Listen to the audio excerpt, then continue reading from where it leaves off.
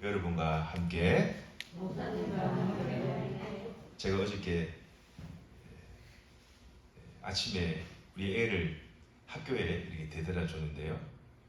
학교가 쫙 꼭대기에 있더라고요. 학교가. 그래서 제가 이렇게 시내를 바라보니까 정화동이 보이지 않을 정도로 엄청나게 이 황사가 심해서 교회에 어제 행사가 있었지만 다 취소했습니다.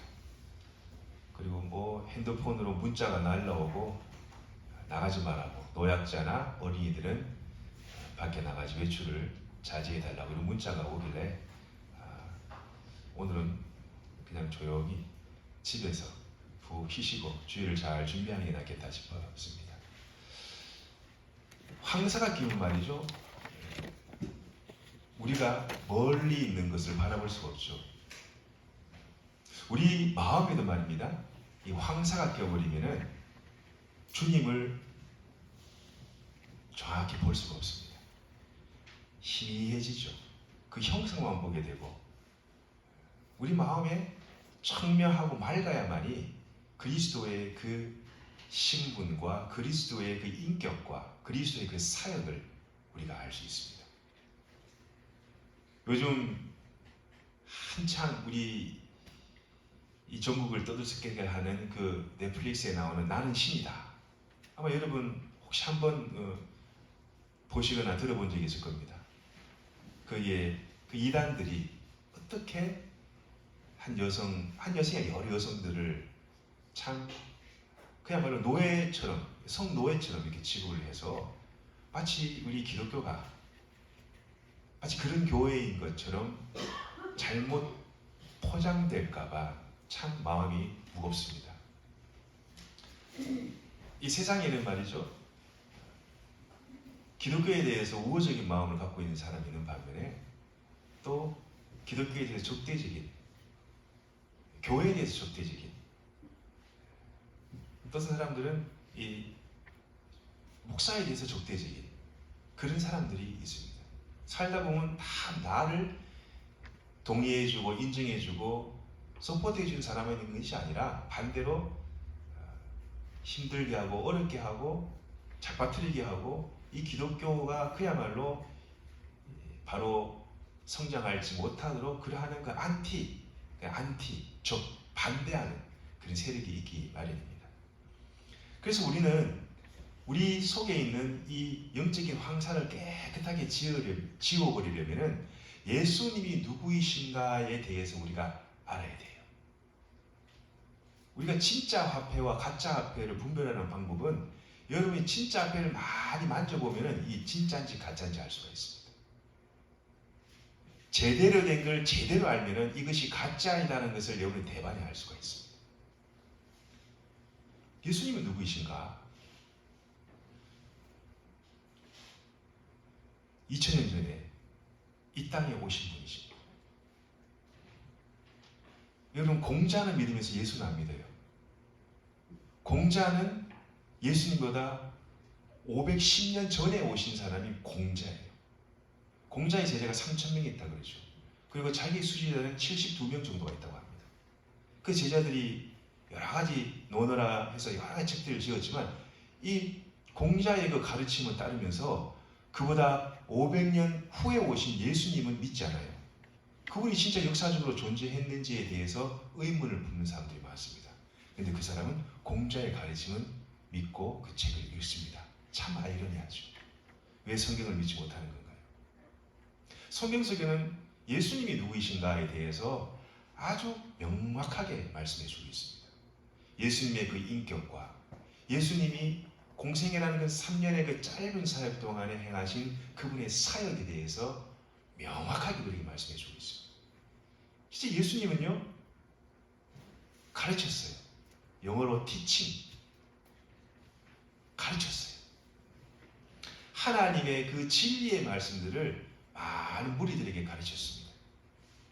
그래서 그 말씀을 들은 사람들은 귀가 열리고 눈이 열리고 영적인 세계를 눈을 뜨게 되는 거죠. 그리고 그 사람에게 놀라운 은혜가 임하고 성령이 임해서 복음의 역사가, 놀라운 역사가 그 한 영혼에 일어나는 그 놀라운 가르침의 사역을 하신 분이 예수님이십니다. 두 번째, 예수님은 전파하셨어요. 가르치시고 전파하셨어요. 그럼 뭘 전파하셨느냐? 하나님의 나라, 천국을 전파하셨어요. 예수님께서 공생애 시작하기 맨 먼저 하신 말씀이 뭐냐? 회개하라, 천국이 가까이 왔느니라. 예수님의 첫 번째 메시지가 이 말씀이었어요. 물론 세례 요한도 똑같은 말을 했죠. 회개하라, 천국이 가까이 왔느니라.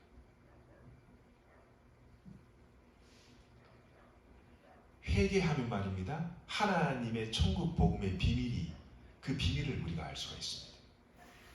모든 사람이 이 천국 복음을 듣고 회개하느냐? 그렇지 않죠. 듣기는 들어도 회개하지 않는 사람이 많이 있습니다. 듣는데 그치는 사람이 있습니다. 그러면 천국 복음을 듣고 회개하면은 내 생각이 달라지고, 말이 달라지고, 내 습관이 달라지고, 내 성격이 달라지고, 그 사람의 운명이 달라지는 거예요. 잘 들어야 돼요. 그리고 말씀을 내 마음밭에 잘 새기면은 그 사람의 생각이 긍정적인 생각으로 변하게 되고, 그 말이 긍정적인 말로 변하게 되고, 그 사람의 긍정적인 성격을 소유한 사람이 되고, 그 사람의 인격이 온전해지고, 심지어는 그 사람의 운명이 바뀝니다. 그래서 예수님 잘 믿으면 어른들이 농담 비슷하게 팔자가 부자가 된다잖아요. 예수를 잘 믿으면 그래야 돼요. 예수님을 내 마음속에 영접하기 전에는, 내가 성령으로 거듭나기 전에는 내 속에 하나님의 영이 없기 때문에 성령께서 역사할 그런 공간이 전혀 없어요. 그야말로 너희 아비 마귀의 자식이 될 거예요. 그래서 우리가 성령을 받아들이고 예수 그리스도의 그 영이 우리 마음을 지배하는 순간 우리는 하나님의 자녀가 되어버렸어요. 영적으로 호적이 완전히 바뀌어버렸어요. 아무리 여러분을 지옥으로 보내려고 해도 여러분은 절대 지옥 갈 수가 없어요. 여기 계신 분은 다 영적인 호적으로 하나님의 자녀로 변화된 줄 믿습니다. 얼마나 큰 하나님의 은혜요 축복인지 모릅니다. 하나님께서는 가르치시고 천국 복음을 전파하셨고, 예수님의 마지막 세 번째 사역은 뭐냐? 바로 고치셨어요. 뭘 고치셨습니까? 예수님이 책상을 고쳤습니까? 병을 고치셨어요. 마음이 상한 자, 마음의 병. 그리고 막 눌린 자, 억압된 자.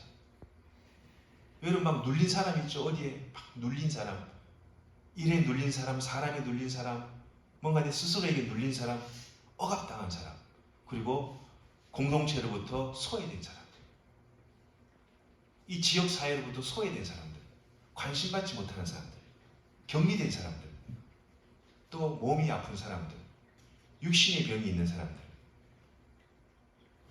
듣지 못하는 사람들, 말하지 못하는 사람들, 보지 못하는 사람들, 제대로 걷지 못하는 사람들, 중풍병자, 귀신 들린 사람들, 나병 환자.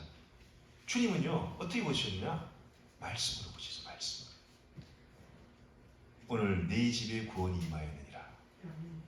주님께서는요 말씀으로, 그리고 예수님은 따뜻한 사랑의 손으로 그들을 만져주시고 그들을 안아주셨어요.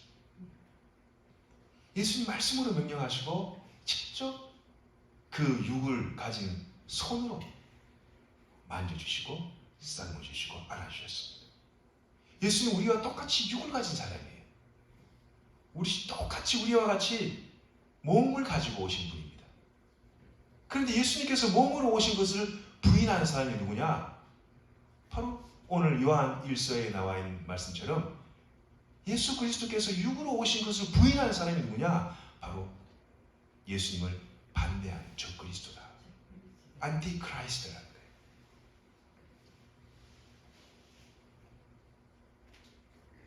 왜 사람들이 예수님께서 육으로 오는 것을 부인했을까요?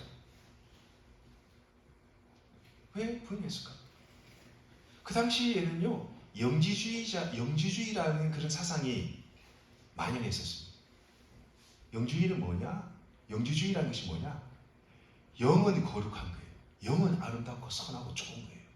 그러나 육은, 우리 이 몸뚱아리는, 육체는, 몸은, 이거는 거룩하지 못하고 오염되고 추한 것이다. 이런 사상을 많이 이 지역에 전파되다 보니 어떻게 하나님이, 그 거룩하신 하나님이 몸뚱아리를 입고 오느냐? 어떻게 거룩하신 하나님께서 우리 인간의 몸을 입고 이 땅에 오느냐? 그 말도 안 되는 것이다. 하나님은 보이지 않는 하나님이시요 영이신 하나님인데 어떻게 하나님이 인간의 이 썩을 몸뚱아리를 오느냐? 예수 그리스도께서 육으로 오는 것을 부인하는 사람이 바로 그 당시 적그리스도였다는 것. 어찌 하나님이란 분이 어떻게 인간과 같이 몸을 가지고 이 땅에 오는가? 올 수 없어. 그건 있을 수 없어. 가능하지 않아. 불가능한 거야. 그러나 요한복음 1장 14절에 말씀이 육신이 되어 우리 가운데 거하시네요. 우리가 그의 영광을 보니 아버지 독생자의 영광이요 은혜와 진리가 충만하더라. 말씀이 육신이 되어 오셨어요. 그분은 우리와 동행하고 계시고 함께 거주하고 계십니다. 그리고 그분 안에는 하나님의 은혜와 진리가 가득 차 있다. 성경은 분명히 우리에게 말씀해주고 있는데 이걸 부인하니, 부정하니까 어떻게 돼요? 예수님을 반대하는, 그리스도를 적대하는, 부정하는 적 그리스도가 되는 것입니다.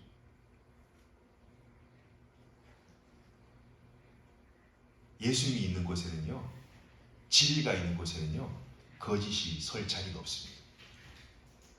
결국 거짓은, 이 적그리스도란 이 거짓과 이단들은 결국은 그 정체를 드러내게 됩니다. 결국 진리가 승리하게 되어 있습니다. 빛과 어두움이 함께 할 수 없습니다.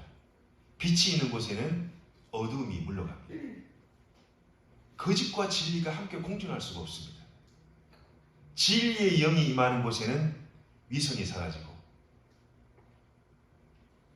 진리가 임하는 곳에는 그 본체, 그 정체가 드러나게 되는 거예요. 여러분, 물과 기름이 함께 섞일 수 없지 않습니까? 여러분이 아무리 물과 기름을 섞으려 하려도 섞일 수가 없는 거예요. 하나님의 자녀와 빛의 자녀와 이 어둠의 자녀가 같이 공존할 수가 없습니다. 그래서 우리가 그들을 배척하라는 뜻이 아니에요. 같이 섞이고 한 몸이 되려고 해도 될 수가 없는 것이 그것이 하나님의 법칙이에요. 그래서 웬만하면 믿는 사람은 믿는 사람과 같이 합치는 것이 그것이 성경적인 겁니다. 웬만하면. 여러분 자녀들이 있을 거고 또 여러분의 손자, 손녀들이 있을 건데요. 요즘에는 교회에 인물들이 없다 보니까 교회, 큰 교회 몇백 명, 청년들이 몇백 명 되는 교회도요, 실질적으로 거기에 내 배우자감이 있나 보면 없어요. 희한하죠. 많을 것 같은데 풍요 속의 빈곤이에요. 풍요 속의 빈곤입니다. 믿지 않는 아내가 믿는 그 남편의 선하고 좋은 행실을 보고 예수님을 믿을 수 있습니다. 또 반대로 믿지 않는 남편이 하나님을 잘 믿는 그런 아내를 통해서 그리스도의 그 구원의 서광의 빛을 볼 수가 있습니다. 그래서 우리 믿는 사람이 어떻게 행동해야 되는가? 믿는 사람이 어떻게 행실해야 되는가 하면요, 성경 고린도전서 9장을 통해서 극명하게 말씀해 주고 있습니다. 그래서 우리 그리스도인들이요, 예수님을 잘 믿어야 돼요. 종교계의 노벨상이라고 불리우는 상을 받으신 우리 고 한경직 목사님, 템플턴 상인가 그 상을 받았죠. 그 목사님께서 참 너무너무 참 높은 상과 같은 어르신, 그분이 2000년도에 제가 소천하신 것으로 제가 알고 있습니다. 그때 저 남한산성에 7평 되는 그 쪽방에서 마지막 자기 생을 마치면서 많은 후배 목사들이 와서 그 고한경지 목사님께 이렇게 물었답니다. 목사님 저희들에게 좋은 말씀 한 말씀만 꼭 부탁드립니다. 후배들에게 좋은 말씀, 주님 품에 안기시기 전에 좋은 말씀 좀 부탁드립니다. 그 고한경지 목사님 뭐라 그러시냐? 예수 잘 믿으세요.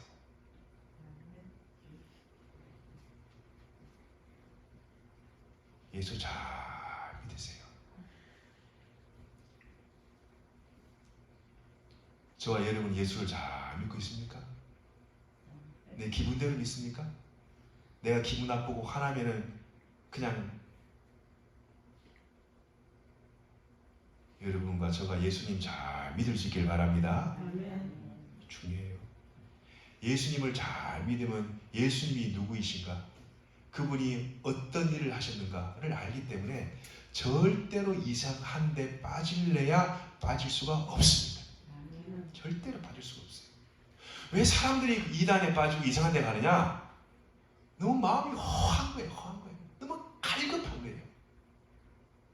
하나님 말씀을 알고 싶고 바른 진리를 알고 싶은데 그걸 제대로 가르쳐주는 교회가 없고 목사가 없는 거예요.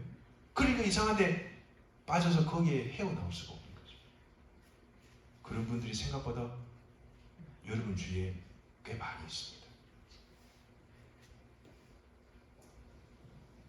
그런 소식을 들으면 참 안타깝죠.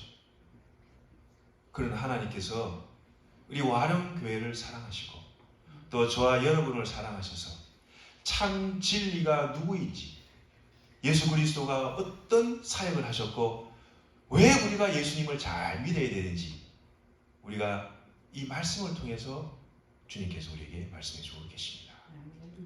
저 그리스도는요, 우는 사자와 같이 두루다니며 믿는 사람들을 공략합니다. 제가 여기 있으면요, 가끔씩 이상한 데서 전화가 와요. 저가 목사인지도 모르고 막 성경을 가르치려고 해요. 근데 연세도 많으신 분이 막 전화가 와요. 연세가 80이 넘으신 분인데 성경을 얼마나 많이 아는지. 제가 물어봤어요. 어르신, 어떻게 그 교회에 그렇게 열심히 공부를 하게 되었습니까? 하니까요, 기존 교회에서는 이런 말씀을 안 가르쳐 준대요. 그럼 이분이 얼마나 이 영적으로 갈급했을까? 그러니 말씀이 갈급하다 보니 그렇게 빠지게 되는 거죠. 그 마음이 안타깝더라고요. 저분이 우리 교회에 오면 제가 지대로 그냥 말씀을 전하고 함께 교제할 수 있을 것인데 라는 그런 마음이 있었습니다. 주위에 이렇게 이상한 이단에 빠져가지고 얼마나 열심히 전도하는지 몰라요? 여러분, 우리가 이단에 빠지면 안 되겠지만 이단만큼 열심을 가지고 전도할 수 있기를 간절히 바랍니다. 어떻게 우리가 이단만도 못해, 그 열심은. 이단만도 못해요, 그 열심은. 매일 핑계를 댑니다. 자기가 조금 손해보는 걸 싫어해. 여러분, 내가 손해보는 것은 하나님께 이득 주는 겁니다. 여러분, 생각을 바꾸면 여러분 복을 받게 돼요. 내가 손해받으면은 하나님께서 이득 본다. 따라해보세요. 내가 손해받으면 하나님이 이득 본다. 복을 받는 거예요. 내가 이득 보면 하나님이 손해 보는 거예요. 그 손해가 누구한테 오냐? 나한테 오게 되어 있어요.